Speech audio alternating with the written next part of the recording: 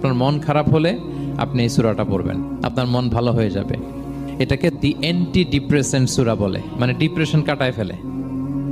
আমাদের এরকম অনেক সময় হয় না যে হতাশ, দেয়ালে পিঠ ঠেকে গেছে, কোনো বের হওয়ার রাস্তা নাই, কই যাব, কোথাও সফলতা নাই, সবাই আমাকে ভুল বুঝতেছে, এরকম মাঝে মাঝে হয় না? আমাদের সবার লাইফে আপস এন্ড ডাউনস আছে। আপনি যখন ভারাক্রান্ত হবেন, কষ্টে থাকবেন, এই সূরাটা পড়বেন, দেখবেন যে আপনার ডিপ্রেশন দূর হয়ে গেছে।